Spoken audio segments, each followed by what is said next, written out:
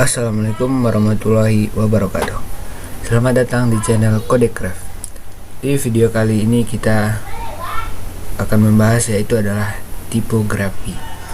Tipografi ini seperti dengan halnya gaya atau font komputer ya teman-teman. Teman-teman bisa mengcustomnya model karakter dari teks yang akan kita buat. Secara default atau bawaan komputer kita, halaman web yang kita buat akan menggunakan font standarnya yaitu adalah Times New Roman.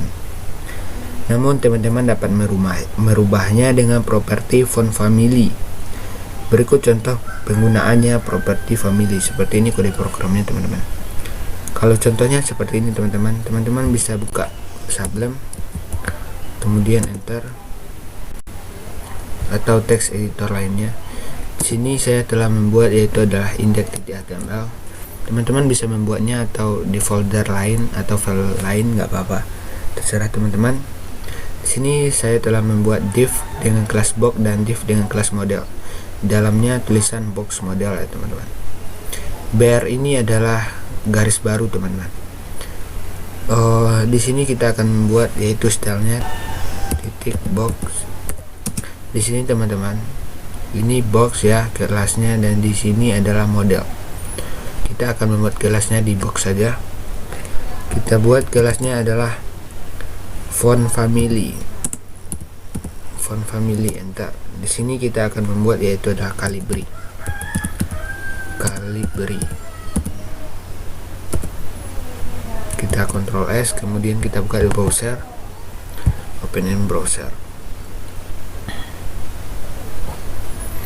Kita perbesar.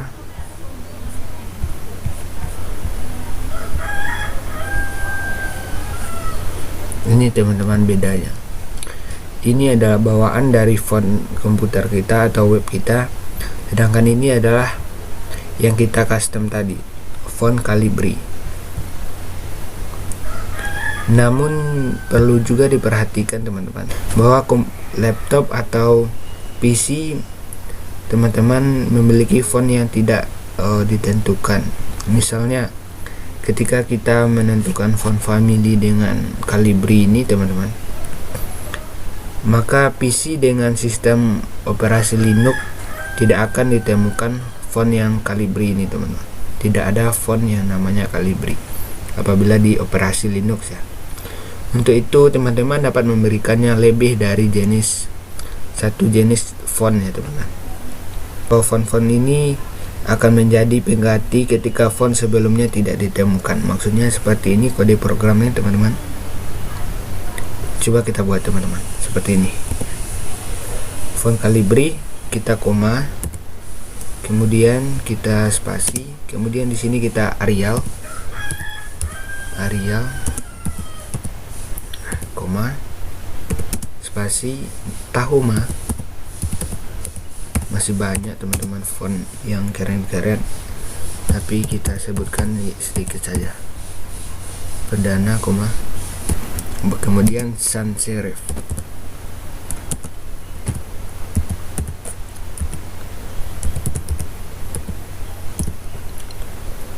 Kemudian kita Ctrl S. Teman-teman bisa dibuka browsernya seperti ini. Ini tetap sama teman-teman, karena saya sistem operasinya adalah Windows, jadi font family ini udah ada, jadi font yang lain tidak akan diperlihatkan. Ketika font Calibri ini teman-teman tidak ditemukan di sistem operasi kita, maka yang akan digunakan font Arial. Apabila tidak ada font Arial, tidak ditemukannya font Arial ini teman-teman, maka font yang selanjutnya akan Tahoma. Seperti inilah selanjutnya sampai sans serif. Browser akan menggunakan font yang sesuai dengan jenis yang disebutkan serif atau sans serif ya teman-teman.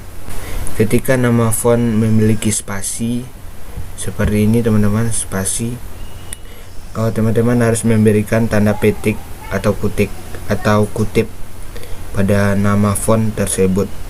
Seperti ini teman-teman. Ini kan spasi. Jadi kita harus menambahkan font, yaitu adalah tanda kutip atau tanda petik. Selanjutnya yaitu adalah apa itu sans serif dan serif. Kita akan membahasnya, yaitu adalah dalam tipografi. Dalam tipografi, jenis font dibagi menjadi dua, yakni serif dan sans serif. Bagian ini akan menjelaskan secara singkat perbedaan dan kedua jenis font ini, teman-teman. Kita masuk serif dulu, teman-teman. Serif, kata serif ini bisa diartikan sebagai kait. Kata serif bisa diartikan sebagai kait. Jadi, jenis huruf serif ini memiliki kait di setiap ujungnya. Setiap ujung hurufnya, teman-teman.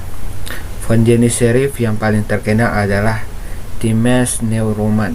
Perhatikan detail hurufnya, teman-teman. Seperti ini.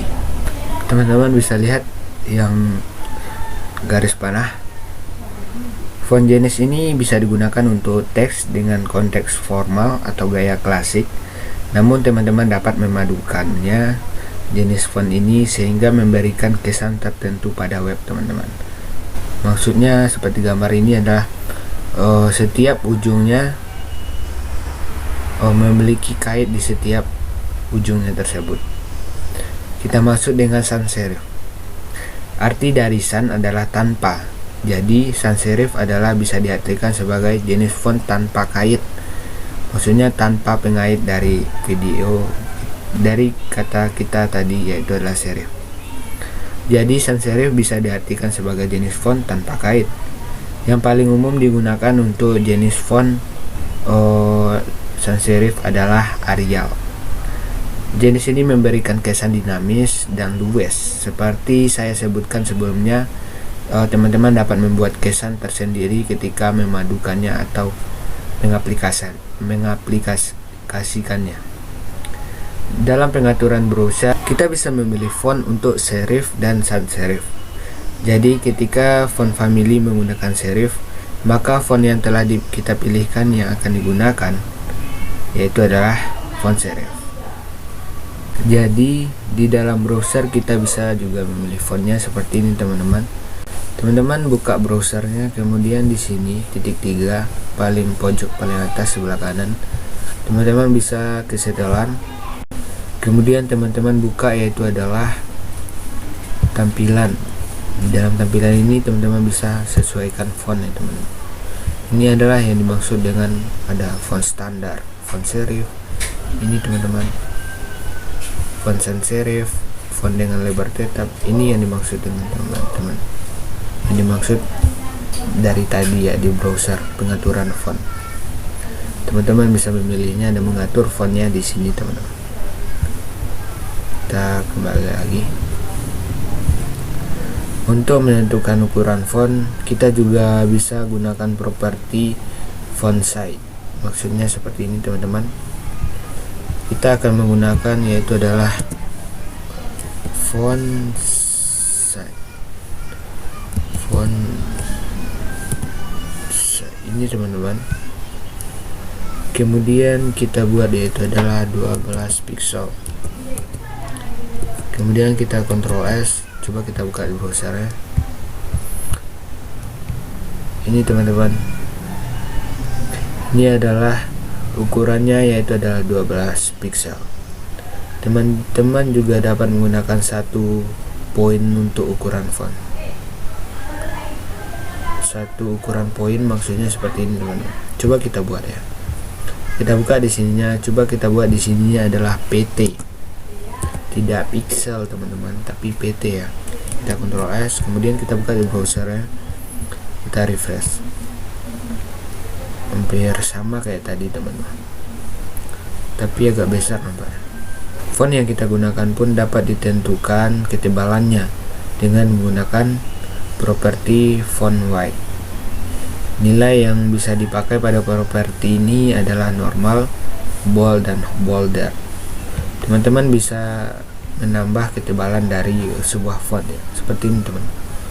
Teman-teman bisa menambahkan yaitu adalah font weight. Font weight. Kita enter, kemudian di sini kita tambahkan yaitu adalah bold, yaitu adalah tebal. sini kita Ctrl S, coba kita buka di browser ya. Seperti ini teman-teman, dia agak tebal, sedangkan bawaan dari komputernya seperti ini. Bukan tidak mungkin untuk mengatur kerning atau jarak dari antar huruf teman-teman. Dalam CSS kita bisa merubah jarak antar huruf dengan properti letter spacing. Maksudnya gimana bang? Ini kita bisa mengatur jarak hurufnya seperti ini teman-teman. Kita enter, kita tambah yaitu adalah letter spacing. Letter spacing ini teman-teman, yaitu adalah minus 2 pixel. Minus 2 pixel. Minus 2 pixel teman-teman. Kemudian kita titik koma, kita buka browsernya, coba kita refresh. Nah, ini teman-teman, dia akan berdempetan, maksudnya teman-teman bisa mengubahnya nilainya yaitu adalah minus atau tanpa minus juga bisa teman-teman, seperti ini. Hasilnya juga akan berjarak jauh teman-teman, seperti ini. Ini jarak dari huruf ini ke sini berjarak 2 pixel. Itulah yang dimaksud dengan letter spacing. Di sini kita buat aja 0 teman-teman, atau 1 aja teman-teman. Ctrl S, kita buka browsernya seperti ini. Sedangkan untuk memberikan jarak antar baris kita gunakan properti line height. Seperti ini teman-teman. Kita buat yaitu adalah line height. Ini kita akan gunakan yaitu adalah 30 pixel teman-teman. 30 pixel. Kemudian kita Ctrl S, kita buka browsernya, refresh. Ini teman-teman. Bentar, kita komentar dulu ini. Coba ya. Kita kontrol kemudian garis miring, kita Ctrl S. Ini maksudnya adalah kita akan memberikan jarak pada barisnya. Ini kesini itu adalah 30 pixel. Kita akan memberi jarak pada baris apanya teman-teman, teksnya. Dan untuk membuat teks menjadi rata kiri, tengah atau kanan, kita gunakan properti yaitu adalah tag align. Nilai yang dapat digunakan untuk left, center, right, dan justify untuk rata kiri kanan. Jadi kita sebagai contoh yaitu adalah kita gunakan teks ini ya teman-teman, yang kelas box atau kelas model itu kita buat yaitu adalah kelas model titik model. Apabila kita menggunakan kelas maka diawali dengan tanda titik kemudian model nama kelasnya. Apabila kita menggunakan ID diawali dengan crash yaitu adalah pagar. Teman-teman bisa menonton video saya tentang itu teman-teman. Kemudian yaitu adalah kita buat yaitu adalah teksnya, teks align paling bawah teman-teman. Kita klik kemudian kita buat yaitu adalah center. Center itu maksudnya adalah ke tengah teman-teman. Kita Ctrl S, kita buka browsernya kemudian refresh. Inilah yang dimaksud dengan text center. Kenapa menghilang? Karena saya membuat browsernya yaitu adalah kecil. Saya menzoomnya tadi teman-teman. Teman-teman bisa lihat yaitu adalah teksnya akan ke tengah. Cobalah teman-teman membuat desain teman-teman atau kreasi teman-teman dengan properti ini. Perhatikan perubahan yang didapatkan dari properti yang kita pahami tadi. Buatlah file latihan baru kemudian diisi dengan paragraf beserta headingnya dan terapkan properti yang kita telah pelajari sebelumnya, pelajari sekarang. Sampai disinilah video kita tentang tipografi teman-teman. Apabila teman-teman terbantu jangan lupa subscribe dan hidupin loncengnya, like dan komen. Apabila teman-teman ingin bertanya, apabila saya salah kata saya mohon maaf. Assalamualaikum warahmatullahi wabarakatuh. Salam pemrograman.